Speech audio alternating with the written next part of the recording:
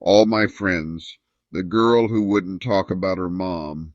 The first time I heard her scream, I thought somebody was getting murdered next door. But when I knocked to check on her, the person who opened the door whispered, "Don't ask about my mom, please."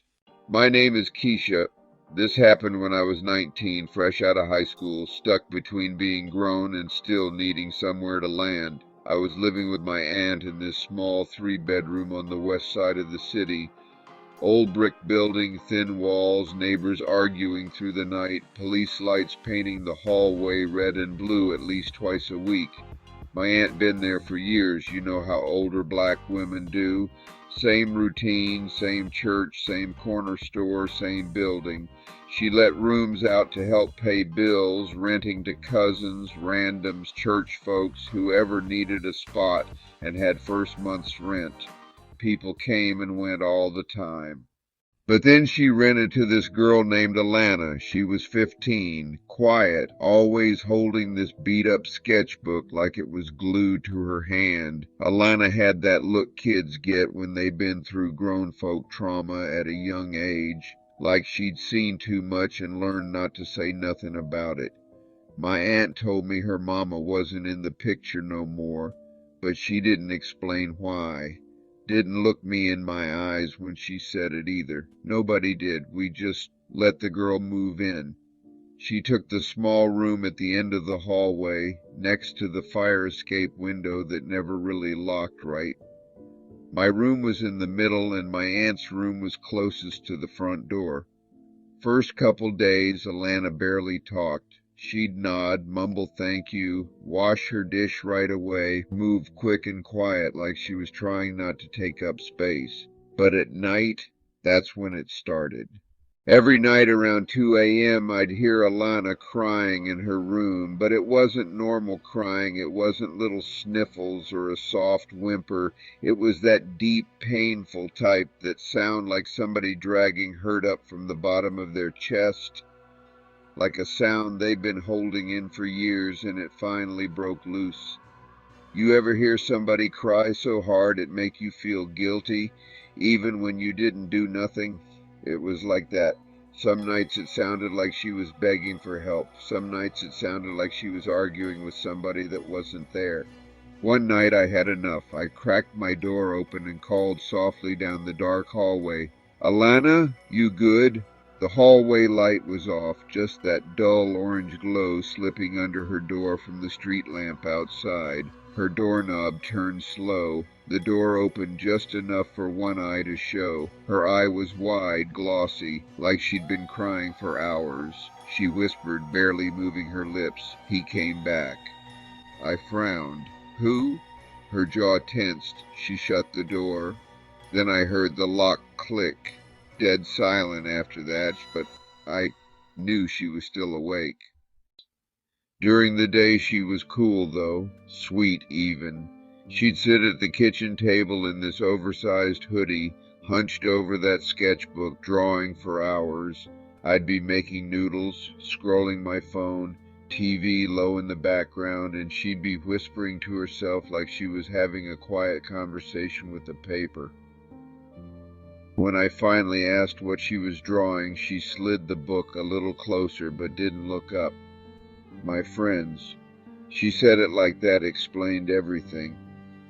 I looked down. She had whole pages filled with faces, names written under each one in small, careful letters. Reese, Temia, Coach Lenny, Mr. Carter. They all looked different, older, younger, light, dark, but they all had one thing in common. They had tired eyes, every single one of them. I asked, "These kids from school?" She shook her head without looking up. "Nah, they grown." That's when it hit me. The friends she drew all looked like adults, adults with baggy eyes, sagging shoulders that I seen too much look. Some had bruises around the neck, some had bandages, one was drawn with a broken arm in a sling. When I asked why they looked so sad, she stopped drawing for the first time and looked me dead in my face. They looked like how I last seen them. The way she said that, I didn't want to ask more. Something about it made my stomach twist. One morning my aunt came banging on my door before the sun was even up. "Keisha, get up. We need to check on Alana." Her voice had that edge to it. I got up, half asleep, bonnet crooked, t-shirt twisted, feet cold on that creaky hardwood. The hallway felt colder than usual, like somebody left a window open. We got to Alana's room. The door was cracked. My aunt pushed it open with 2 fingers. Bed empty. Window closed, but I could see that busted fire escape latch still hanging crooked. The air in that room felt heavy, like the last breath somebody took was stuck in the walls. Her sketchbook was open on the floor like she dropped it and ran. I bent down and picked it up. The page showed a woman, tall, skinny, disheveled, standing in a doorway with her hand reaching toward a child. The woman's nails were sharp. Her hair was stringy, hanging in clumps. Her eyes looked wild, manic, like she was mid-scream. I gotta be real with you. It looked like somebody drew their mom after she'd been through hell and decided to drag everybody else through it too. But again, no glowing eyes, no shadows, no supernatural aura, just a woman who looked dangerous. Right under the drawing, in shaky handwriting, Alana wrote, "She found me again." My aunt sucked her teeth, looked nervous, and grabbed her housecoat tighter around her. "She better not have ran off," my aunt muttered. "I ain't got time for no runaway drama in my house." I didn't even know what to say. I just kept staring at that drawing. She was sitting on the curb, barefoot toes on the cold concrete knees pulled up to her chest, like she was trying to fold herself into nothing. Traffic rolled by slow. Kids were waiting at the bus stop down the block. Somebody's music was playing low from a car with a busted muffler, and there she was, looking like she didn't belong in any of it. I walked over and sat next to her, the way you sit next to somebody who might break if you touch them too hard. "You mind telling me what's going on?" I asked, voice soft. She stared at the street like it was moving in slow motion. She shook her head at first, then whispered, "My mom got people hurt." Her voice cracked on people. "She got my friends hurt. She don't stop. She follow me everywhere." I swallowed.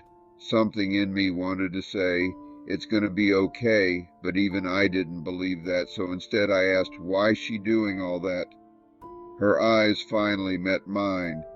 They were older than 15, 'cause I told the truth about her, the way she said truth. You could hear the weight in it, like she'd been punished for it before. After that, the energy in the apartment changed, you know? You ever feel watched even when you alone? Every creak in the hallway had me looking at the door. Every shadow under the door frame made my chest tighten. Alana barely slept. She started dragging a chair in front of her bedroom door at night. I'd hear the legs scraping the floor. She'd double-check the windows, triple-check the locks.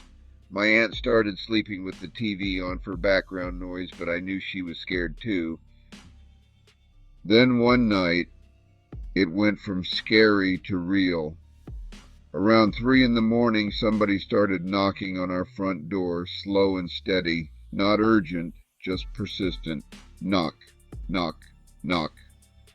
My aunt yelled from her room, her voice all groggy, "Who is it?" No answer. The knocking got louder. Knock, knock, knock. Then we heard a woman's voice say, clear as day, muffled through the door, but close enough to feel I'm here for my daughter. Alana ran into my room so fast she almost knocked me off the bed.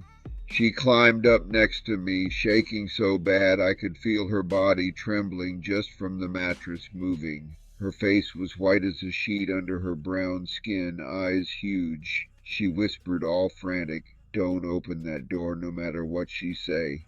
In the hallway my aunt was on the phone with 911, voice shaking even though she was trying to sound tough.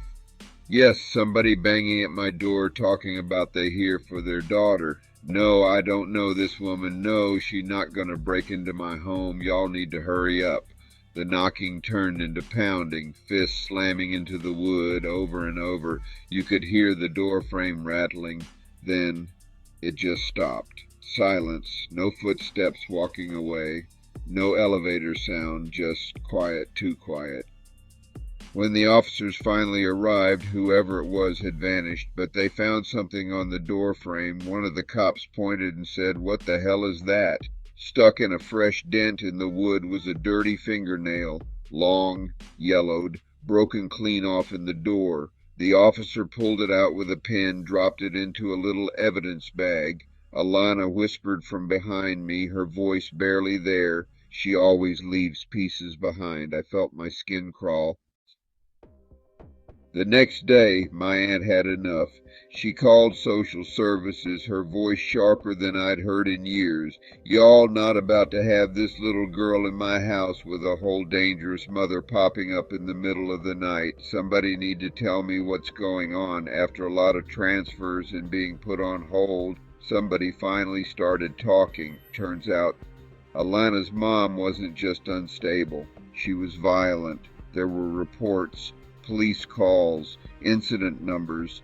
She'd been showing up at places Alana stayed for years, breaking in, threatening people, leaving notes under doors, writing stuff like, "She's my daughter, you can't keep her from me."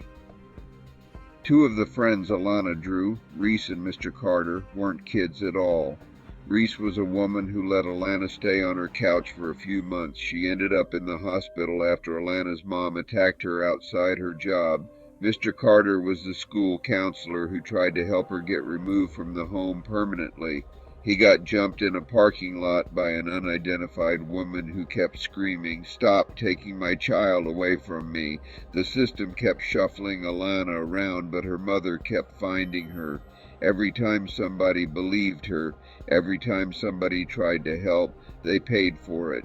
And that little girl carried all those faces in her sketchbook.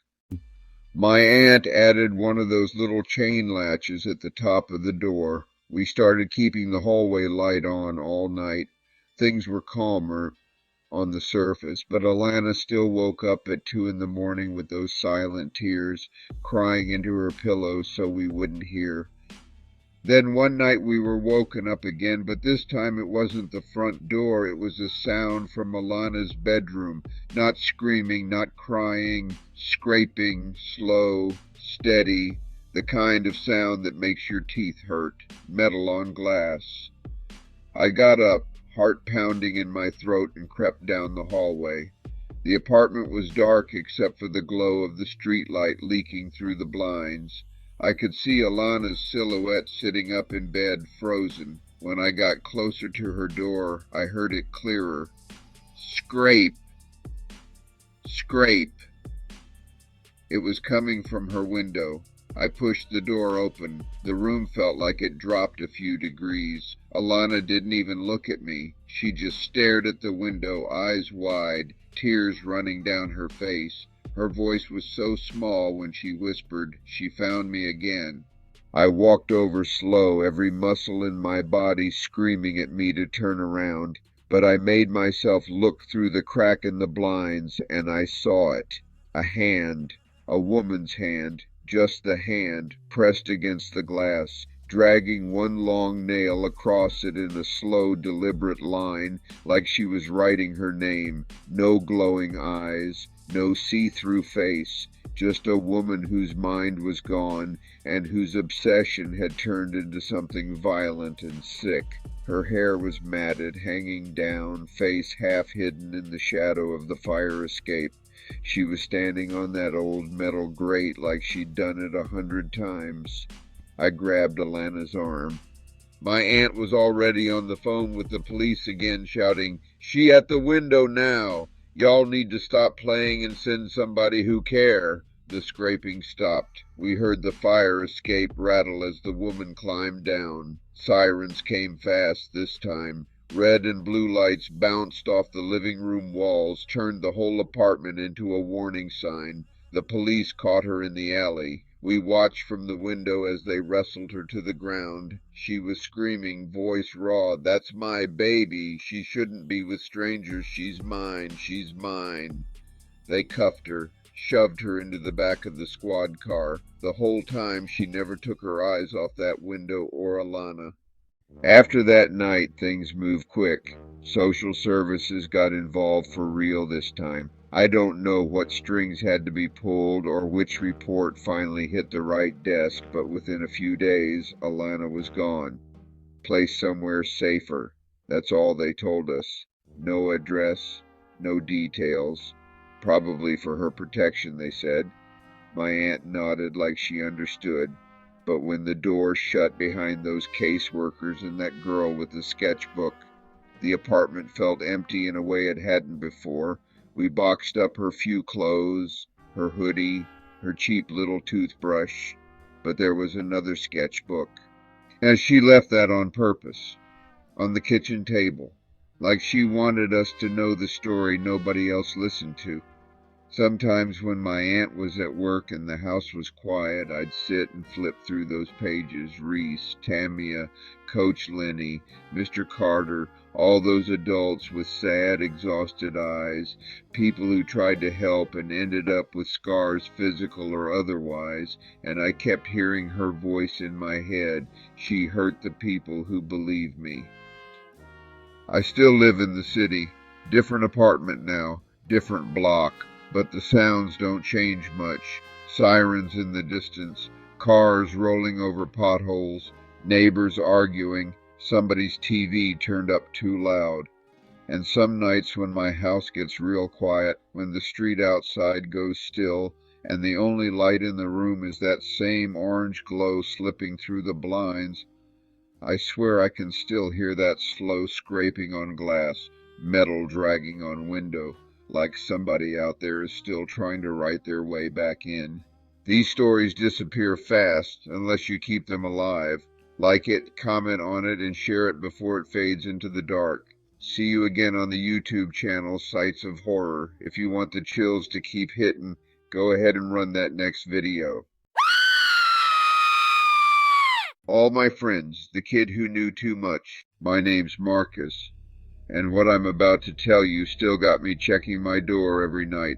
I was 27, living on the east side, in this old apartment building everybody said was one argument away from collapsing. I worked overnight shifts at a warehouse, quiet life, minding my business. But in that building, the kids ran wild at all hours, and one of them, yeah, that's where everything started.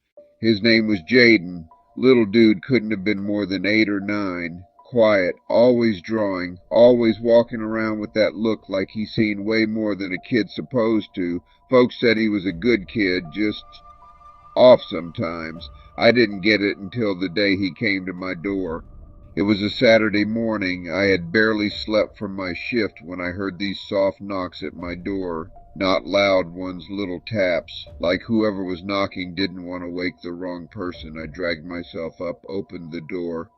Nobody there. Empty hallway.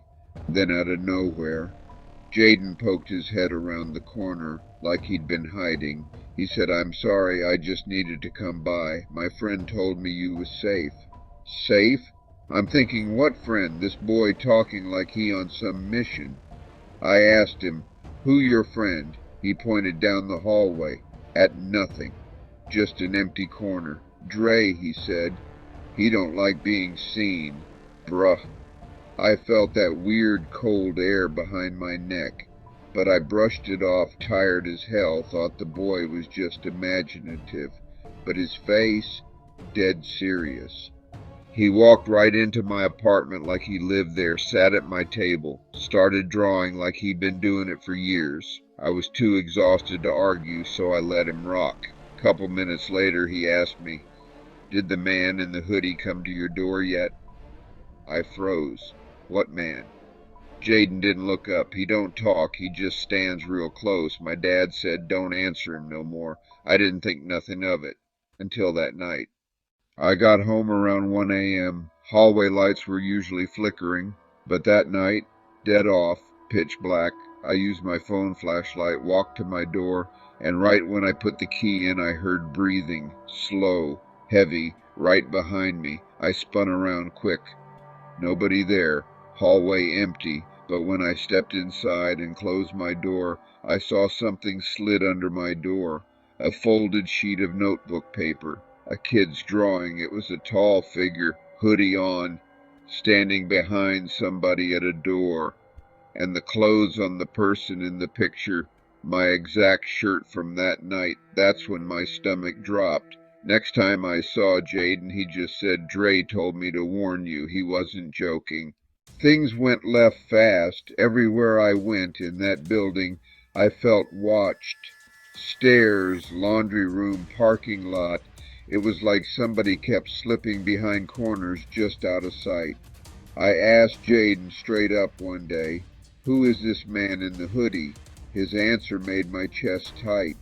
"He used to be friends with my dad," he whispered, "but now he only follow people when he want to hurt somebody."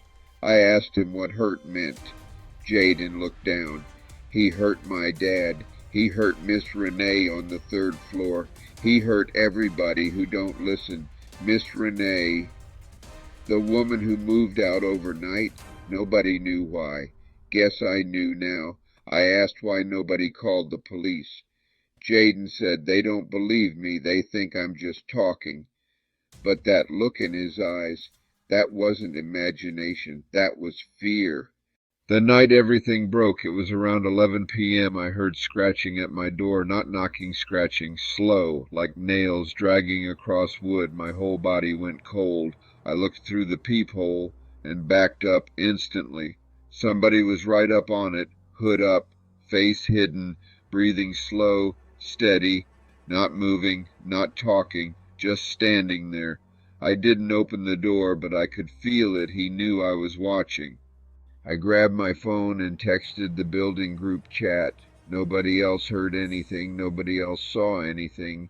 Then my phone buzzed again. Unknown number, picture message. It was the back of my head, taken through the peephole. This man put his phone right up to it. He was inches away from me. I stumbled back, grabbed a kitchen knife, heart beating out my chest. Phone buzzed again. A message. Opened the freaking door. Seconds later, 3 hard knocks shook the whole frame. Boom, boom, boom. I called 911, tried to explain what was happening. While I was on the phone, I heard movement outside. Fast footsteps, running. By the time police came, nobody was there. My neighbor across the hall said she saw him earlier, crouched by my door, like he was waiting. The morning after, Jaden showed up early, eyes red, like he'd been crying. He said, "Dre said he only followed people who look lonely. That's why he picked you." Then he slid another drawing across my table. It was me again, but this time I wasn't at my door. I was sleeping, and the hooded man was standing in my room, watching, waiting. I threw it away instantly. Jaden whispered one last thing before he left. "He not done with you." Those words still ring loud in my head. I moved out 2 weeks later, left furniture behind. Didn't care, I just needed out now. I don't walk hallways at night. I don't answer knocks I ain't expecting. And when I'm half asleep sometimes, I swear I hear slow breathing outside my door, like he finally found where I moved. I don't know if Jaden's friend Dre was real or not, but that man in the hoodie, he was, he is, and deep down I know he's still out there watching somebody else's door, waiting on them to look lonely too. If this story hit too close to home, you already know what to do. Hit that like button, drop your thoughts below, and subscribe to the very best YouTube urban horror channel, Sites of Horror, because out here, the streets remember, do you? If you want the chills to keep hitting, go ahead and run that next video. The neighbor who made kids disappear. I knew something was wrong the night I saw a kid crying on the stairs. But when I asked him if he needed help, he said, "My friend told me not to talk to anybody. He gets mad." At first I thought he meant a strict parent or something. You know how some moms and dads be. But the way that boy said and the way his eyes went straight up toward that third floor hallway, Yeah, that's the part that still makes my skin crawl when I think about it. This story happened when I was 22, still living with my girl at the time in a rundown apartment complex on the west side, the kind of building where the hallway lights always buzzing, paint peeling off the walls, and the elevator either stuck on 1 or stuck on 4, no in between. Outside, you'd always hear the same sounds: sirens in the distance, somebody arguing in the parking lot, music thumping from a car that probably shouldn't even still be running. Everybody knew everybody's business in that building. Old ladies on the first floor knew who you were dating before you did. People argued loud, laughed loud, lived loud. But kids talked the most. They'd be outside all day playing tag, riding rusty bikes up and down the sidewalk, leaving chalk drawings on the concrete till the rain washed it all away.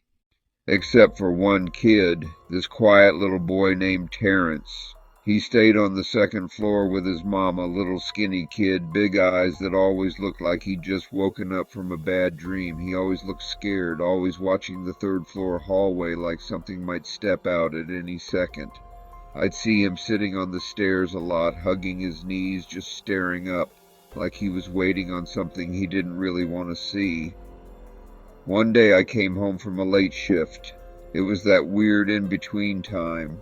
Not too late, but late enough the building was quiet, streetlights outside flickering like they couldn't make up their mind.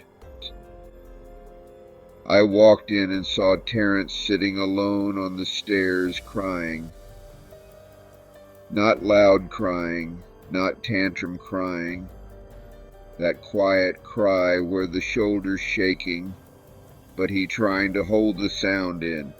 I stopped and said, "Yo, lil man, you good? What's wrong?"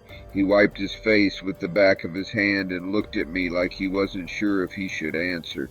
Then he said something that messed me up more than anything I'd heard before. "I don't got nobody to play with no more. All my friends gone." I frowned. I'd seen kids in the building. He was always with at least 2 other boys, sometimes that little girl with the braids. "What you mean they gone?" I asked. "Where they go?" He pointed upstairs, not to a door, not to a room, just vaguely upstairs, and said, "He took them." I remember my heart dropping a little. "Who took them?" I asked. I already kind of knew what name was about to come out his mouth. He looked around like the walls had ears. Then, almost whispering, he said, "The man in 3C." Apartment 3C was occupied by this weird dude named Mr. Lewis. Nobody liked him. He was that neighbor everybody warned the kids about. Not because anybody had proof of anything wild, but because his whole energy was off. He always glared at kids like they annoyed him just by existing. If they were running down the hall, he'd open his door just to stare. Never say hello, never say excuse me, just glare till they disappeared. He was in his late 40s, maybe early 50s, always had on these old slacks and button-up shirts like he was going to a job he never actually went to. Sometimes I'd pass him in the hallway and say evening. He'd nod, maybe. Sometimes he just looked straight past me like I was air. But the way Terrence reacted to even hearing his steps in the hallway, that wasn't normal fear. That was trauma. You know that sound flip-flops make when somebody walking down a hallway? You could always tell who it was by the sound. You heard Mr. Lewis' slow, heavy shoes, and you'd see Terrence freeze up. One day as we were sitting on the stairs, I heard those footsteps coming down from the third floor. Terrence stiffened instantly. Hand went straight to his chest. He bowed his head like he was trying to disappear. "You straight?" I asked. Under his breath, barely moving his lips, he said, "He told me if I talk, I'm next." I sat back, my stomach tightening. "Who?" I asked, even though I knew. He just shook his head. I pressed him gently, trying not to scare him more. Terrence, you can tell me, lil' man. If somebody messing with you, we can fix that. You ain't gotta be scared. But he shut down fast, clutching his chest, breathing heavy, eyes filling with tears he refused to let fall. That kid wasn't lying. His little body was reacting like he'd been through real intimidation. I watched Mr. Lewis walk down the hall without a word, his eyes glancing over us for half a second. No nod, no excuse me, just that blank, cold stare. And right then I made a mental note, keep an eye on 3C, and keep an eye on Terrence. A couple weeks later I ran into Terrence's school counselor in the lobby. Ms. Carter. She was one of those black women who just gave off that I care about these kids more than y'all do energy. She knew my girl from church, so we'd talked a couple times. She stopped me as I was grabbing my mail. Hey, you know Terrence on the second floor, right? She asked. Yeah, I said. Why, he in trouble? She shook her head. No, but I wanted to ask if you'd noticed anything off about him lately. I hesitated. What you mean, off? She led me to one of the lobby chairs and pulled a folder out of her bag. Inside were a stack of papers. His drawings, she said, sliding them toward me. You seen these? I said no. She showed me. These weren't happy stick figure friends. These were sad, scared kids. Big eyes, tiny bodies, all huddled in cramped hallways. Every single one of them had the same caption written in shaky little handwriting. My friends from the hallway. My throat got tight. I started recognizing faces. One drawing looked just like the little boy from 1B, the one who used to ride that red bike. Another looked like the girl from 4A with the colorful beads. And then it hit me. Every single one of them was a kid who used to live in the building but moved out suddenly, some overnight. No goodbye, no explanation. I looked up at Ms. Carter. You sure these just drawings? I asked. She sighed. That's what I'm trying to figure out, she said. He told me they're his friends from the hallway. But when I ask where they live now, he shuts down or changes the subject. That's when it clicked. Those weren't imaginary friends. They were real kids he used to play with, kids whose families dipped out quick. But why? And why was he so scared he might be next? Up until then, everything was just unsettling. A weird neighbor, a scared kid, drawings, nothing you could call the cops and say without sounding paranoid. But then came the night that changed all that. One night I was going upstairs when I heard voices on the third floor. I remember it clearly. The hallway smelled like old cooking grease. One of the ceiling lights was out, and everything had that quiet echo like the building was holding its breath. I was headed up to my place when I heard it. A man's voice, deep, angry. Him. Stop telling people lies, boy. You hear me? Then Terrence's small voice shaking. I'm sorry. My body reacted before my brain. I turned that corner so fast I damn near slipped. At the far end of the hallway near 3C, Mr. Lewis had Terrence by the wrist. He wasn't just holding him. He had that tight grip, fingers digging into skin, the kind of grip that leaves marks. Yo, I barked. Hey, let him go, now. Mr. Lewis turned his head slow. He looked at me like I was an inconvenience, his jaw clenched, eyes flat like there was nothing behind them. Then he let go slow, too slow, almost like he wanted me to see just how much control he thought he had. Then he walked past me without saying a word, didn't speed up, didn't look back, just walked away. I knelt down to Terrence's level. You all right? I asked. Terrence had tears in his eyes. He whispered, he don't like when I talk about my friends. Chills ran through me. When you say friends, you mean the kids that used to live here? I asked. He nodded, staring at the floor. When I asked why, I said softly, he said, They told me he made them leave. I didn't even know how to respond to that. You ever feel anger and fear at the same time, like you want to fight and throw up all at once? That was me standing in that hallway. I walked Terrence back to his door. His mama answered, tired and half distracted. Single mom working late shifts just trying to keep the lights on. I told her what happened. She looked scared, then defensive, then tired. Look, I'll talk to him, she said, but please don't start nothing in this building. We just got some peace. And that's the thing about living in places like that. People so used to surviving chaos, sometimes they'd rather stay quiet than poke at the danger next door. A few nights went by. I kept my ear open, but nothing wild happened. Then one night I was dead asleep when I heard knocking at my door around 1 a.m. Soft, scared knocking, not the open up type. This was small, hesitant, like whoever was knocking was scared of the sound they were making.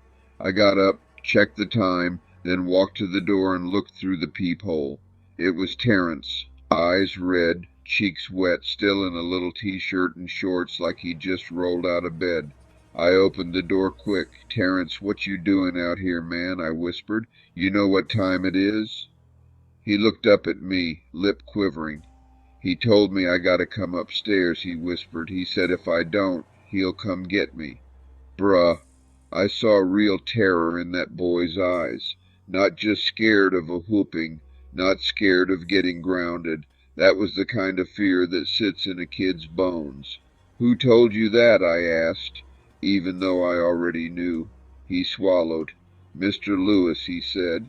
For a second I considered walking him back to his mama's apartment, but I remembered the look on her face last time, how tired she looked, how much she just wanted no drama. I made a choice. "Nah," I said. "You not going nowhere." I pulled him inside. "Sit on that couch and don't move," I told him. "You safe here."